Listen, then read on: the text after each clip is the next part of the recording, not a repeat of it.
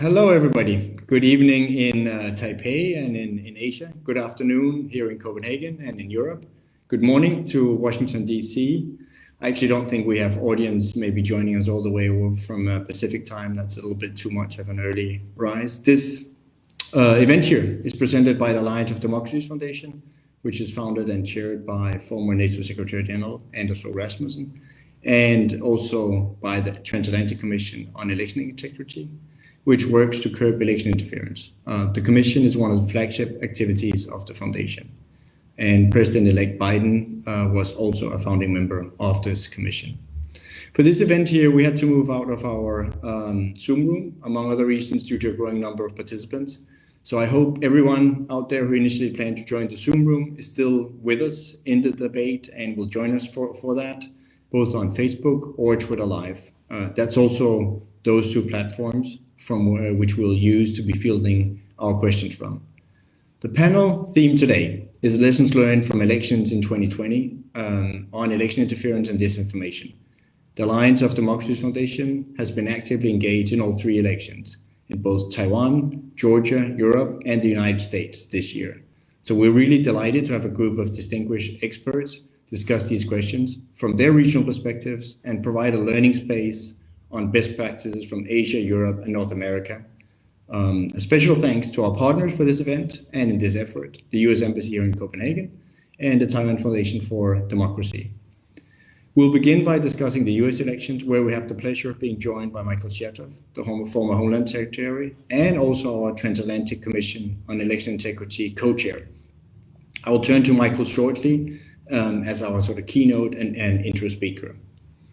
But 2020 started with presidential elections in Taiwan back in January. President Tsai Ing-wen was re-elected with a solid mandate. Nevertheless, the question of election interference, and in particular Chinese disinformation, played a crucial role around the elections. In the United States, the main focus since the 2000 elections and onwards has been on Russian meddling. China is more of a recent participant to this game. Consequently, it will be really great and interesting to hear from our Taiwanese panelists. We have Boyu Xiang and TT both eminent researchers. TT is actually also co-founder and CEO at Doublethink Lab that works on social media interference and who will share their insight. Doublethink Lab has written excellent reports on the topic, among others, Deafening Whispers, China's information operations, and Taiwan's 2020 elections that I can highly recommend. And from Taiwan, we're also joined by Katie Chen, who is the Vice President of the Taiwan Foundation for Democracy and our partner. Katie Chen will address the broader question of democratic resilience to such election meddling. Taiwan has valuable experiences to share about how both government and civil society can work together. I was in Taiwan in January for the elections and witnessed this firsthand. The foundation also earlier in this year did an inspiring webinar with innovative digital minister Audrey Tang from Taiwan. Then move on to the next election. There was also another important election in Georgia, Europe at the very end of October. Even though the pandemic was raging, Georgia went to the polls. Russia is pressuring Georgia on many fronts, including on the military front with occupied territories, but also when it comes to election interference. On this panel here, we have Nino Ritamadze, head of social media monitoring project at ISFED, which is the International Society for Fair Elections and Democracy, an NGO who is dedicated to tracking election interference. The Transatlantic Commission on Election Integrity was also active in Georgia with our election pledge against disinformation, which the major parties and candidates signed up to. That, I think, is an achievement also when we see the political divides very clearly after these elections. So it was positive that there was a widespread will to commit against disinformation and election interference among political candidates of almost the whole political spectrum. In Georgia, we also launched a media literacy tool in conjunction with the elections called the Disinformation Diaries. Do try that out and learn how to spot, and of course, most importantly, stay away from disinformation and in a fun way by playing this game. So that's it for my intro remarks. I'll now turn to Michael Chertoff for his thoughts on the US elections. In this time of lack of trust and common truth, when I've sort of tried to figure out about the US elections, I have based myself heavily on statements from the Cybersecurity and Infrastructure Security Agency and its director, Chris Krebs. His statement, I hear from the 4th of November after the election, was the following: "We have no evidence any foreign adversary was capable of preventing Americans from voting or changing vote tallies." And the statement goes on: "We are only here because of the hard work of state and local election officials and private sector partners who focus efforts on enhancing the security and resilience of elections." And then it ends: "Keep calm. Continue to look to your state and election officials for trusted information on election results, and visit CISA.gov/rumor control for facts on election security." In other statements by CISA and the broader intelligence community, both Russia, China, and Iran have been highlighted on election meddling in this election cycle. It seems we have more access this time around. But before I kick it over to Michael, we can't talk about election interference without talking about its evil twin, so to speak, domestic disinformation, which to a large degree has overrun foreign meddling attempts. Personally, I experienced Pizzagate live in 2016 when I lived in Washington, D.C., and Comet Pizza was targeted by a young man with an assault rifle. I was going home from basketball with my youngest son, and when the police had sealed off the whole street, the whole very sort of crazy thing was that there were supposed to have been children kept by a pedophile ring run by the Democratic leadership in the basement. That was, of course, totally bogus. And I must admit, I personally thought we would get smarter, but this year, QAnon and other conspiracy theorists have sort of fanned the same set of stories and even increased them.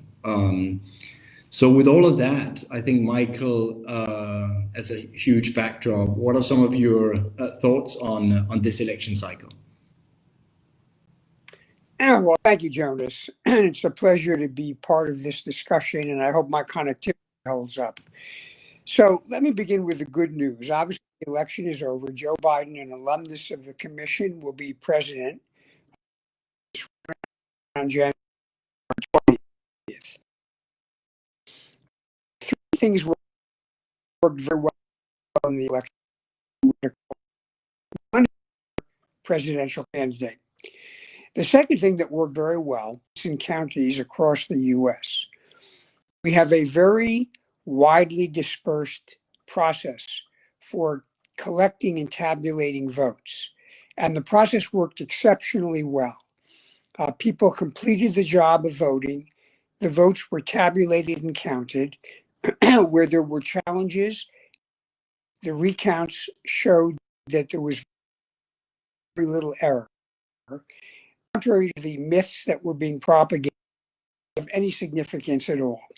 And even though there was political pressure and even threats of violence against some election officials, nevertheless, they stood fast and upheld their obligations to count the vote accurately.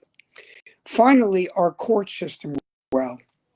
As you all know, the Trump campaign literally brought dozens of lawsuits with no evidence, and they were all thrown out by the judges.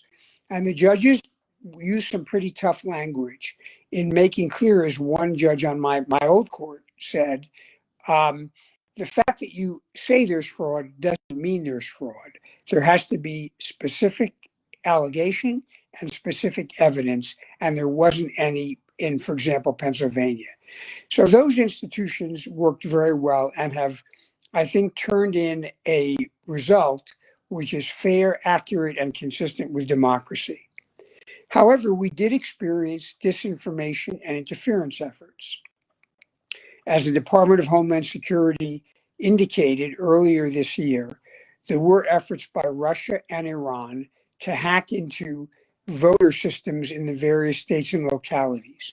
Now, nothing was altered, and there was no real risk of votes being changed, but the Department of Homeland Security did work with state and local officials to warn them about what they needed to do and to raise their level of security. We also had disinformation overseas, Russia, China, and Iran, as we've had in the past. But I have to say, it's not just a matter of social media, which is what we've tended to think about.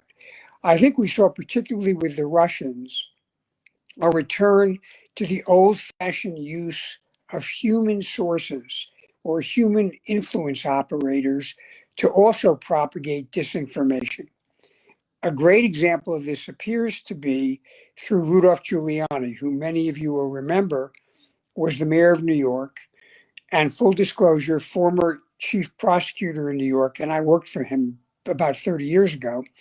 He apparently became close to a number of pro-Russian Ukrainian individuals, at least one of whom fed him apparently with information that purportedly Hunter Biden and corruption in Ukraine. And Giuliani weaved a kind of preposterous story about getting this from a laptop that was left to be repaired. But it looks like the evidence that's emerging shows that these purported documents were circulating by the Russians in Ukraine for some period of time. And this suggests that disinformation is not only online, but it's like an old-fashioned spy story, also involving human intelligence sources.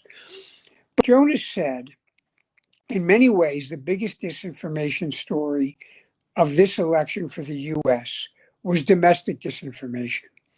To be blunt, the Russians barely needed to do anything. All they needed to do was amplify disinformation being generated, particularly by Donald Trump and his campaign.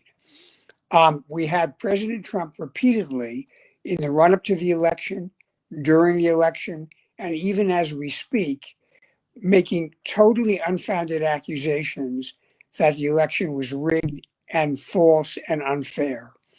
And the theories being propagated kept changing.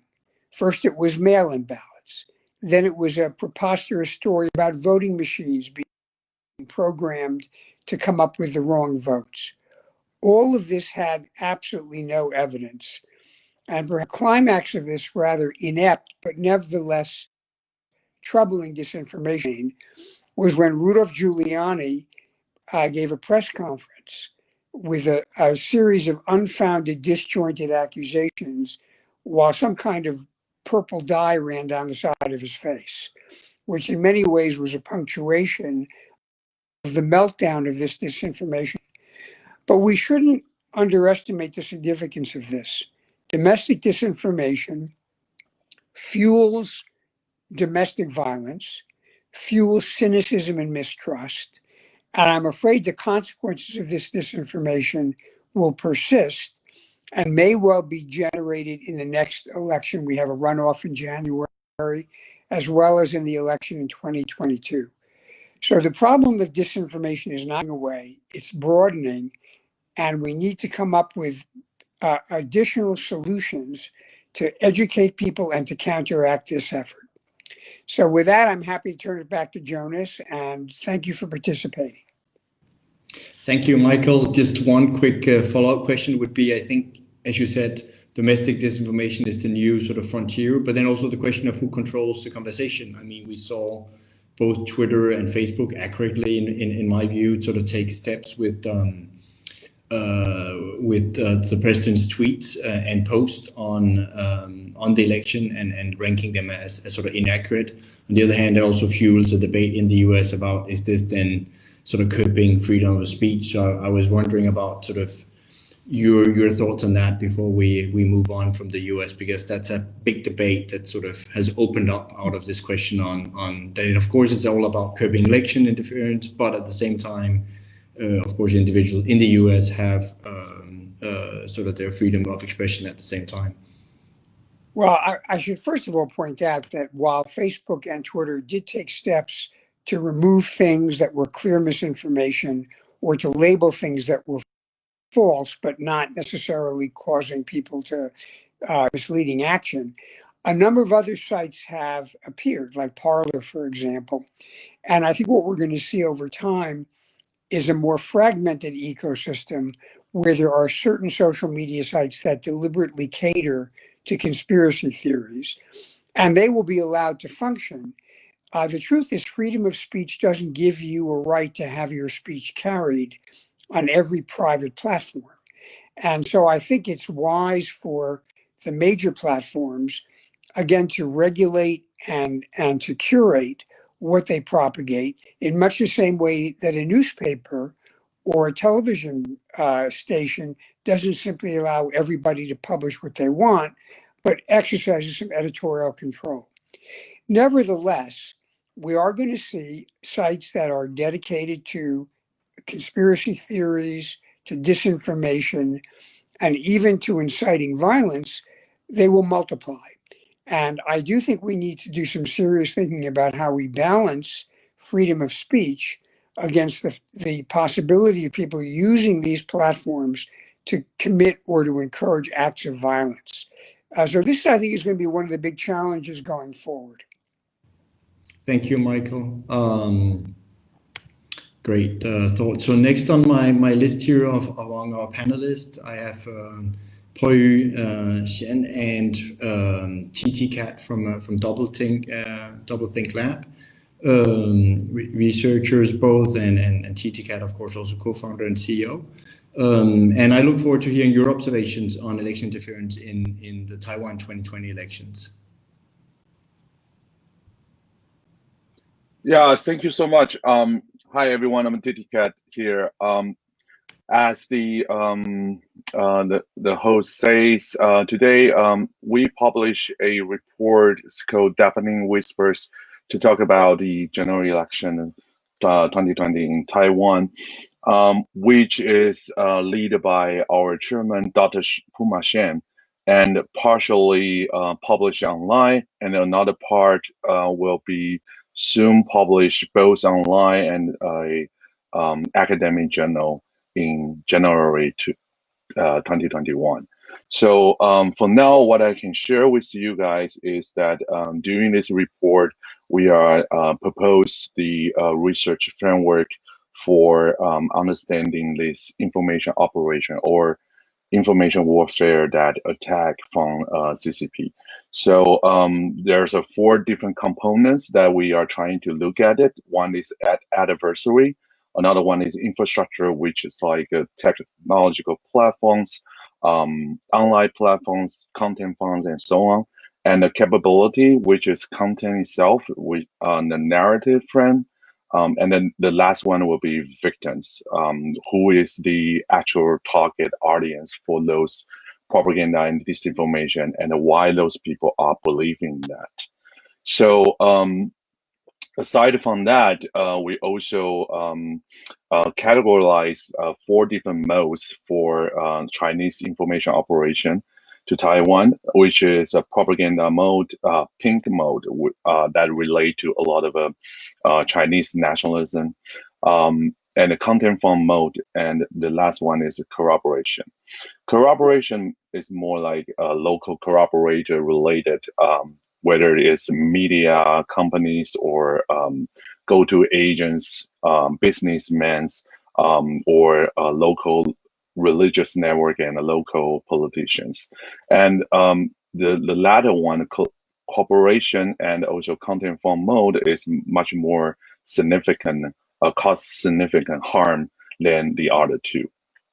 So what we propose is that there's a huge difficult that you can differentiate whether those people commenting online is based on their own ideological belief, or they actually what we call 五毛, are receiving the funding or sponsored by the CCP government. However, for those go-to agent or local agents that corroborate with the CCP government, or those who create a lot of fake news or disinformation on tremendous website, content farm, or junk news sites, for those modes or model of attack would be much more significant and could be able to trace back to the source. And throughout the whole election period, or even to the COVID-19 pandemic period, the dominating narrative frame will be the democracy's failure. There's always the voice or disinformation or propaganda is consistently compared China's governance model with Taiwanese governance model, and they try to promote that this top-down or Chinese model is much more successful than all these Western countries. Sounds should be very familiar with our fellow panelists here from different countries. And lastly, I also want to highlight another things. Although the people are seeing Taiwan's election, much people see that Taiwan they won the election, and things like the information warfare here is not that efficiency. But I would like to share another story here. So throughout the whole election, there's a society divide based on mostly generation, that people who are having the parents' generation who support KMT, they divide internally in their own family, and they reach out to online. There's anonymous supporting groups on Facebook. There's a fan page and Facebook groups for those children to share their stories with their parents. And even after the election, we still see a lot of the news that a lot of stories inside those groups that there's young people got kicked off from their own family, and they couldn't join the Lunar New Year with their own family just because they vote for Tsai Ing-wen, or they have a different political ideology with their parents. So those damage on our generation divide is still there, and it did cause the harm. And dividing the society is the foundation of this so-called psychological warfare from CCP's strategies. And I will share, this is the end of my talk here, and I'm looking forward for the follow conversation with you guys. Thank you, TT Cat. So Boyu, over to you to continue that.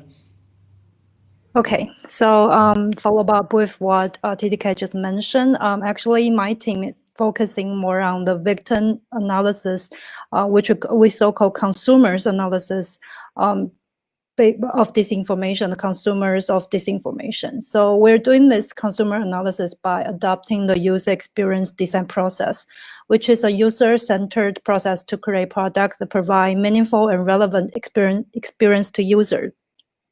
This process is commonly adopted in startups and marketing industry. If you have read about Cambridge Analytica, you'll be aware of how they have targeted those vulnerable audience with these tools by using their personal data. So what we're trying to do here is to take the business industry's decades of UX development and provide a new aspect to study the motivation and user behavior of consumer of disinformation, and thus create a suitable profiles of those consumers in an ethical way. So for last year, we have conducted personas for voters of 2020 Taiwan's presidential election with field work and interviews. And we have verified those personas by conducting an online survey. So with this kind of analysis, we can better imagine consumer of disinformation, understand the reason why he or she believes certain disinformation narrative, and assess the values and experience that support their beliefs. And another research focus of us is narrative analysis. The narrative is the basic method for human to think and organize knowledge. Story is the most well-known narrative.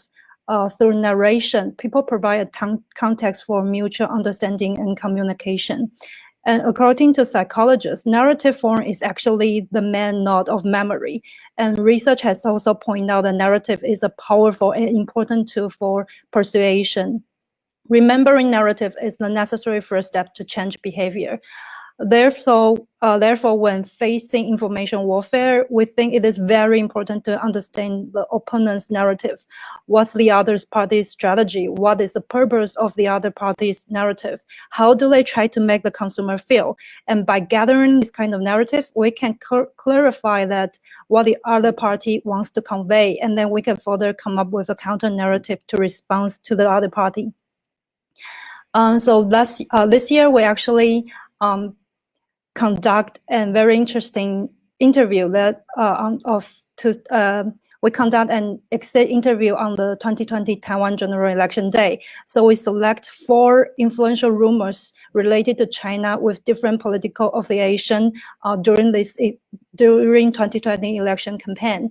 And based on our research, we found that when the disinformation is circulated in chat apps, such as WhatsApp or Line, in Taiwan's case, such as Line, or words of mouth among local communities with specific political affiliation, the more people have heard it, the easier it is to believe.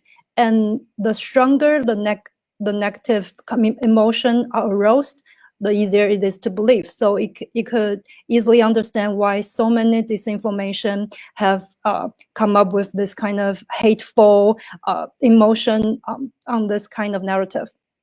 However, when the message is widely spread and discussed by mainstream media, people are more likely to be affected by other factors, such as political affiliation, different opinion, and etc. Therefore, we found that effective fact-checking and clarification should reduce the credibility of disinformation. And right now, we're trying to conduct a strategy of analyzing narrative and building counter-narrative. And we want to make into a toolbox or playbook for civil society to apply. We have also thought to collaborate with our local partners with the UX tools to build disinformation counter-narrative better suited to consumer of disinformation. This is our main research goal for next year. Thank you. Thanks a lot, Bo. That was really great, and some interesting work that you're doing that definitely we would also like to keep working with you on. I thought one here sentence from the report was really telling, and that I'll use to sort of then ask Katie Chen to comment on that and more broadly. It says, we find that although the whispers of individual agents of Chinese disinformation may appear to have little impact on Tsai Ing-wen's overwhelming victory, together their cacophony threatens to be deafening, sowing division in Taiwanese society, pushing groups into echo chambers, and attacking fundamental democratic values. So it does, even though there, as you say, you can't see election interference in the sense that it influenced the result, but it still sort of showed that division, which Michael Scherter was also alluding to. So I think that's a great question here for one of our next distinguished speakers, Katie Chen, Vice President at Taiwan Foundation for Democracy. So this is your sort of broader questions, explaining us how Taiwan's civil and governmental democratic resilience is to election interference. As I mentioned earlier in the beginning, we had the pleasure of hosting Digital Minister Audrey Tang, and there's a lot of energy also in what's called the civic tech GovZero environment in Taiwan on sort of protecting democracy. But love to hear your thoughts. Thank you very much, Jonas. Thank you for inviting me to be on this panel. And I'll just in general talk about, as you mentioned, the resilience of Taiwan's democracy. I think you have invited two of the tremendous contributors to such resilience from our civic tech community. As you mentioned in the beginning, the authoritarian interference or information warfare, or what we call information manipulation, is to sow wedges to already polarized societies and create doubt of democratic elected officials and sow discontent between social classes, between, as TTK mentioned, between generations. So the more chaotic a society becomes, the easier for authoritarian forces to establish their presence and sow divisions and promote the alternative rhetoric for people who believe in democracies. So I was actually really glad to hear TDCAT mention one of the really important piece in his report is the majority of the disinformation and information warfare targeting Taiwan is specifically targeting on Taiwan's democratic stories. So I think the international community realized that the democracy stories or democratic stories of Taiwan is a good one to tell. So if the stories of Taiwan's accomplishment or Taiwan's hardened democracy can be tarnished, then the authoritarian regime across the strait would think that that their work is perhaps half accomplished. So how is Taiwan's democracy resilient? Partly was because there is a collaboration of different sectors of Taiwanese society.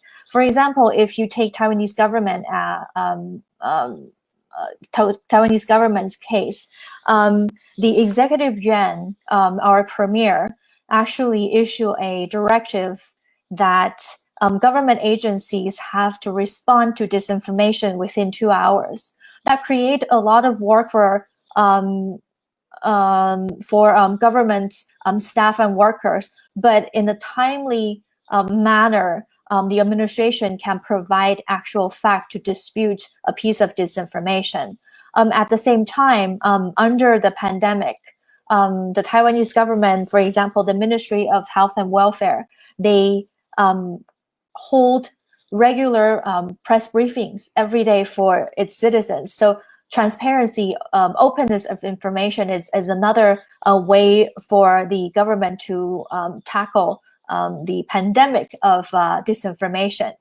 And then at the same time, we have civil society members and members of the civic tech community filing very detailed and very well-researched report telling those of us who are interested in information manipulation the playbook of authoritarian regimes, as Bo just very clearly presented the different categories of individuals who fall target to these information welfare. And also there are civil society members or NGO members traveling around Taiwan to places such as senior centers and schools to provide media literacy education, to educate individual citizens of different generation on how to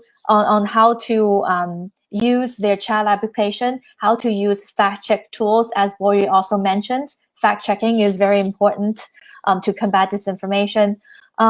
So also individual citizens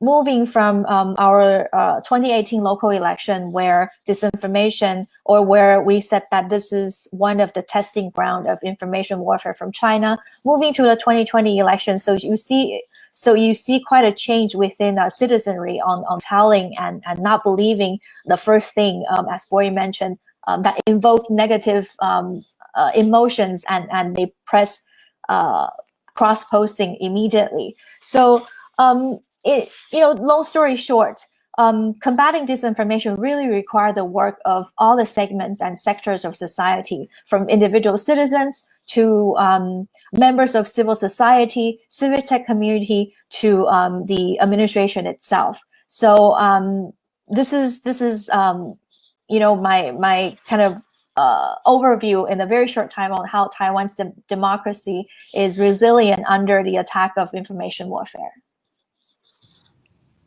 Thank you, Katie. And now we move on to Georgia. Thanks to Nini Rishadmadze, again, head of social media monitoring at ISFED, International Society for Fair Elections and Democracy, an NGO that we have worked with also here during the Georgian elections. And Nino and her team have written reports on this and sort of tracked election interference in the Georgian elections.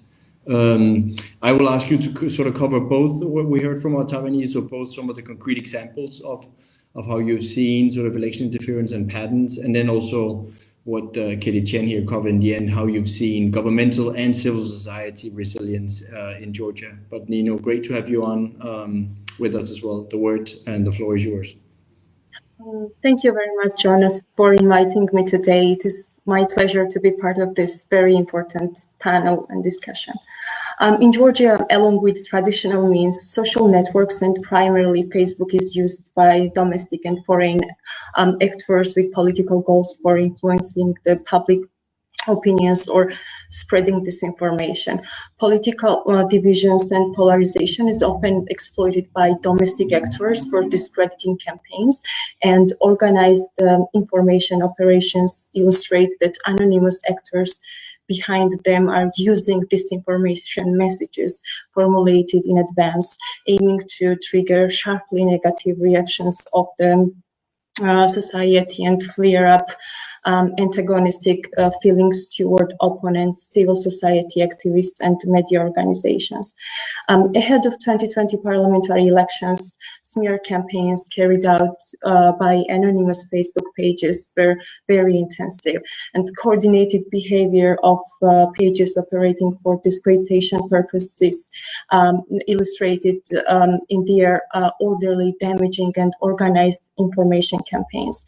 Various tactics are used for discreditation, including openly discrediting Facebook pages, false media pages, followed by false supporting pages, in order to mislead voters and influence their behavior. It should be also noted that organized discreditation campaigns are used against opposition as well as the ruling party and the government.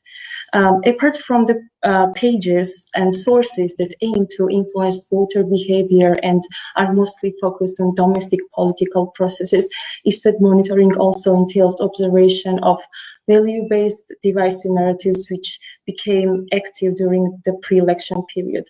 These narratives represent not only the reflection of internal political processes, but also a purposeful disinformation and propaganda exercise directed toward incitement of irrational fears, anti-Western, anti-liberal, homophobic, and xenophobic sentiments. And we also noticed that pages spreading value-based divisive narratives were actively involved in the pre-election campaign in favor of pro-Russian political actors, parties, and candidates. In addition to anti-Western and anti-liberal messages, openly pro-Russian narratives were also spread during the pre-election campaign.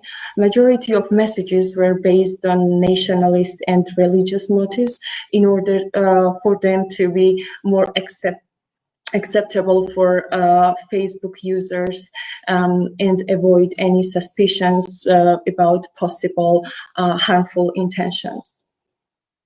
Narrative and propaganda methods of the Facebook pages are identical to those used by the Kremlin in various European countries. In particular, tactics employed by these pages resonate with Kremlin's effort to spread divisive narratives that contain conspiracy theories in Western society.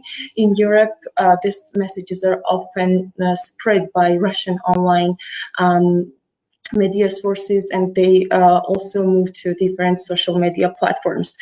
Use of this phenomena by the Kremlin to manipulate public discourse is perceived in the West as interference with domestic political affairs of a particular country.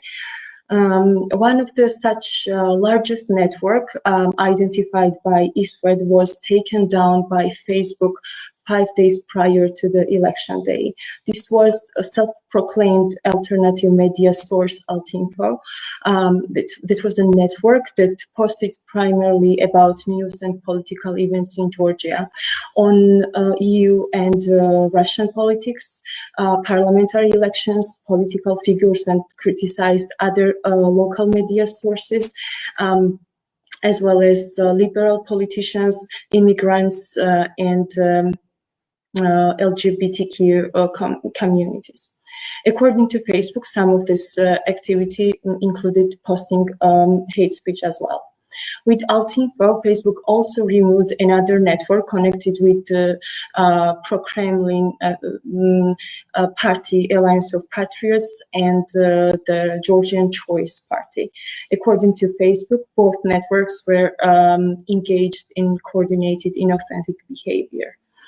When we are talking about the examples, I would like to draw your attention to the probe initiated by Prosecutor's Office of Georgia that is related to Georgian-Azerbaijan undefined border section, which goes across the David Gareji Monastery complex, which is a cultural heritage for the country, and it is very sensitive issue for many Georgian citizens.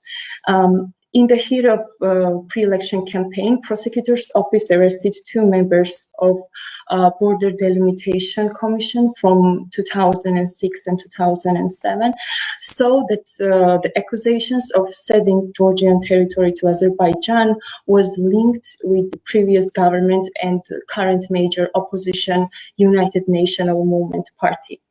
According to the charges brought by the Prosecutor's Office, the map that was supposed to be used in the delimitation talks with Azerbaijan was buried by commission members, and according to the Prosecutor's Office, that map would have been more beneficial to Georgia during these talks.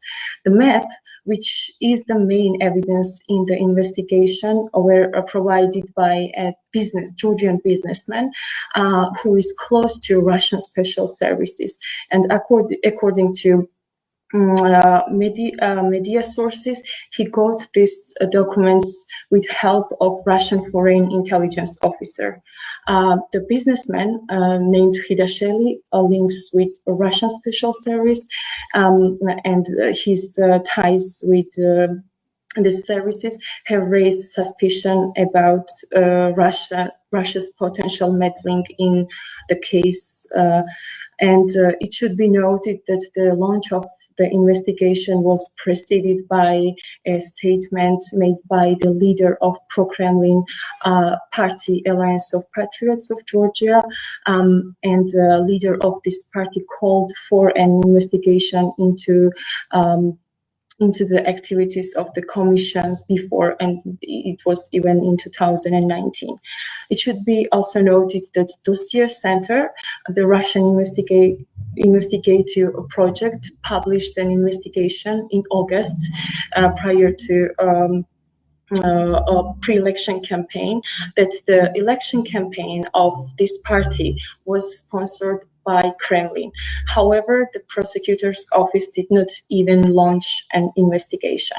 According to ISFET social media monitoring, above-mentioned case was the top narrative widely used by anonymous social media pages. They developed discourse about the topic in 2 different ways. On the one hand, the main message served the purpose of discrediting the former government UNM party based on nationalistic motives and portray them as traitors. On the other hand, the published posts serve the purpose of dividing the society into parts based on motives of patriotism. These pages make it seem like some citizens agreed with the transfer of Georgian territory to Azerbaijan, and propaganda pages identify such opinions with liberalism, and based on that, claimed that liberal values are anti-Georgian and anti-national. During the pre-election period, the most sensitive issue in the political reality in Georgia has become this particular investigation. And on the one hand, it is intertwined with the rhetoric of Russian-influenced actors for the purpose to incite anti-neighborhood, particularly anti-Azerbaijan and anti-Turkish sentiments, whereas the launch of an investigation by the prosecutor's office and the arrest of the commission members has led to different context of the topic in the pre-election period, which was used to discredit political opponents and every public activist or media outlet or NGOs that became dubious about the real intents of the investigation have also been targeted for the discrediting campaigns. So this was an example from Georgia, and also possible example how the lines of foreign and domestic disinformation campaigns blurred the lines and tried to somehow divide society and polarize the political environment. Thank you, Nino. Let me also mention to you all out there, we've heard great presentations now by panelists that, of course, raise questions both on our Twitter Live, on our Facebook Live, in the comment section. And for the ones that have already done that or is about to do that. So meanwhile, I will just throw one opening question back here to the panel. Actually based on something you said, Nino, about the sort of collaboration you had with Facebook on monitoring some of these networks, and they took them down. So there's no doubt that in 2016, Facebook and the others at the US elections in 2016, they were a little bit overwhelmed by what happened with Russian election interference and had no real tracking of it. And the same goes on political ads and no real rules of it. But how do we assess that in 2020? Now it's 2020, and we also have these examples of how did the social media platforms basically do in their what's our sort of joint evaluation. So I might start in the US with Michael. Any sort of, I mean, of course, broad strokes observations on how well prepared were the tech companies this time, and did they do well enough? Thank you for the question. Oh, Michael first, and then I'll... Yeah, I think they were better in 2016, and they did a better job. Twitter, in particular, was quite energetic in taking things down and blocking them. What they focused on, in particular, were misleading efforts that would, for example, cause people not to understand how to vote or where to vote, or would get them to, believe voting was in a different location than it was. But they also labeled other things as well. And that's one of the reasons that you're seeing the growth of these alternative sites, because some of the domestic disinformation generators were frustrated. They weren't getting as much reach as they had gotten, previously. I still think we have to wrestle with the question of how you allow free speech that is incorrect or even misguided without actually having incitement or manipulation of people using social media. And part of this is to take a look at the algorithms, which encourage people to dive more deeply into certain topics as a way of generating more intensity, but has the effect sometimes of doubling down on misinformation. So I think we've made progress, but as I say, these alternative platforms are now expanding. And what they do is they essentially preach to the converted. They are speaking to people who are already ideologically committed and generating further energy and agitation. What they're not particularly good at doing is recruiting new recruits, which I guess is to some degree a good news story.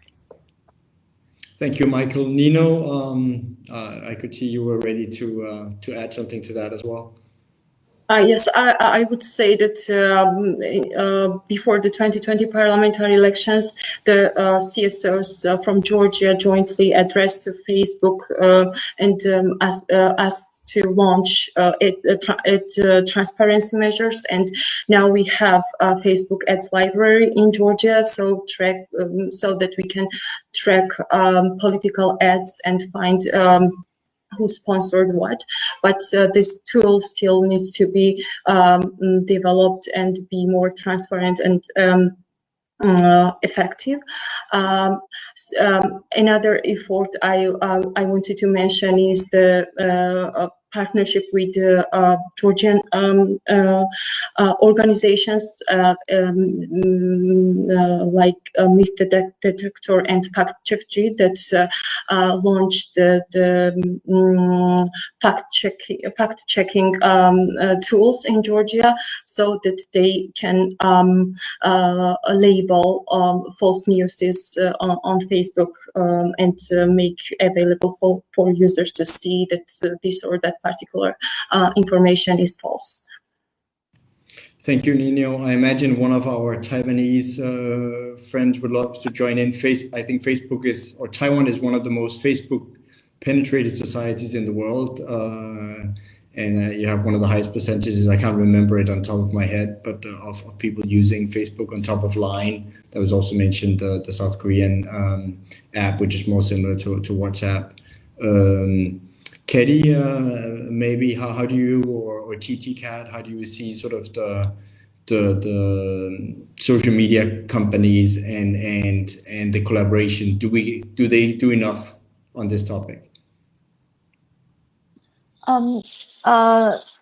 I think in the middle of last year during the electoral campaign, there are several tech companies that came together in collaboration with Taiwanese administration on their self-check and self-monitor mechanisms. Facebook was one of them, Line, Yahoo, Google. So this, I thought, was a positive move compared to a few years ago when the companies were a bit more reserved when it comes to forward in making such declaration. But whether the companies are as effective, I think I have to give my other Taiwanese partners to share their assessment on whether these companies are doing enough to help fight disinformation in Taiwan. Go ahead. Yeah, I have to say this. Well, I would say compared to what Facebook do for other countries' election, I would say they do a lot of a great job here, very proactively. They set up the war room during the last couple of days of the election, 24 hours monitored by different offices of Facebook.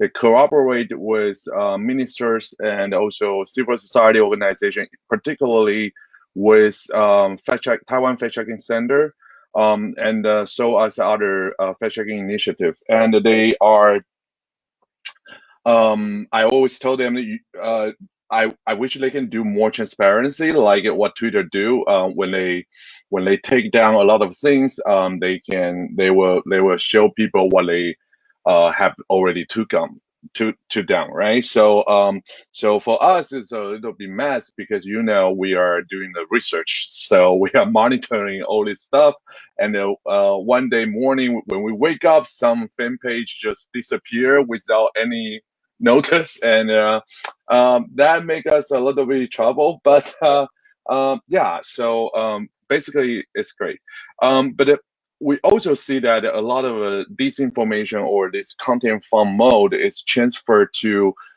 platform like a YouTube or other video type of format of the platforms. And compared to that, YouTube or is not doing that much.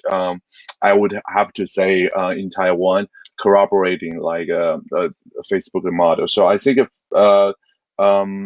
some of this model, Facebook also published that, Facebook Taiwan, sorry, also published those efforts cooperating with civil society here in Taiwan. So I think that kind of a model could be served as an example to others. I have an audience question here, which I will sort of link to it, that asks about TikTok and whether TikTok was play a significant role with disinformation in Taiwan.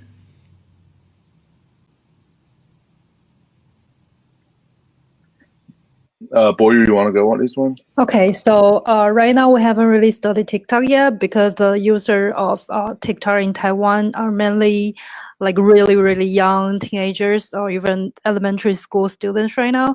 So there are much data that we're collecting right now, but we are actually studying how to collect it from TikTok.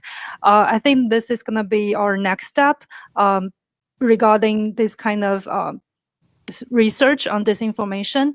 But the thing is that when you study social media, the collaborations with the platform is really important. Like Twitter, Facebook, they're willing to let us collect the data from the APIs and etc. But for TikTok, I think this is going to be a real tough case, especially in Taiwan. So for TikTok and YouTube, those platforms, I think we should really work on this as a network of disinformation and not just working on in like different organizations. And Boyo, actually a follow-up question now that you have the word would be on what you also shared on financial interest of in this disinformation. I think that's a really interesting question, that it's not necessarily only something that's done by foreign state actors or like domestic actors that are assimilated to them, but also just as much by financial interest. So I think that question, how are the ways we could change that you also basically have financial incentives in spreading around disinformation. I mean, there's a little bit of a parallel on the ad market, where the fact that it's so unregulated on digital ads also makes that as one in the ad industry described, tech ad industry, that there will always be somebody that will publish like a fraudulent ad. But your thoughts on that? Okay, yeah, indeed, this is financial aspect is really a huge thing, especially it's not just domestic or foreign affair, but like a foreign influence, but also like how do we corroborate as a network, like in the aspect of a global community? Because like, for example, information warfare advanced really quickly. Right now is TikTok and YouTube, and maybe next year there will be a new apps. We don't know yet. And like years before, like 2018 in Taiwan's election, the most influential is actually content farm. But right now they are less influential than Facebook or YouTube. So they are advanced really quick. But this is really difficult for us to keep track to, because they are all operating in different nations, in different states, in different continents. So I think that how do we work as a global network to keep track and to regulate on this kind of huge platform, huge company is something really important. Thank you. Anybody else that want to chip in on the last point about the financial interest? Michael? No, I think that's always going to be an issue here. And one of the challenges, particularly when you deal with the algorithms, is that the algorithms are designed for commercial purposes, because that the more intensity you drive, the more eyeballs you get, the more value your advertising space has. The problem is that's easily perverted. So in some ways, the question is, how do you preserve the economics that support these very highly capitalized platforms, but without having it becoming perverted into a weapon? Thank you, Michael. Well, we're actually sort of coming to a close, even though there's a lot of interesting topics and questions coming in. I want us to end a bit on an upbeat message. It's 2020, and we've all had maybe a bit of a hard time with the pandemic raging around the world. We still have here testimonies from 3 big elections around the world: Taiwan in Asia, Georgia in Europe, the US. They've all actually been carried through, as Michael Chertoff described. In the US, all the democratic institutions sort of still stood, even though there was like challenges around the elections. So I think that's a sort of pretty positive. The same goes for some of that collaboration between civil society, which we have representatives of here today, fact checkers, social media monitoring. So we've seen a lot more, I think, in that whole space that unfortunately, I mean, that's maybe the less upbeat message. A lot of this has then morphed into the domestic disinformation, which leads to much harder question around freedom of expression.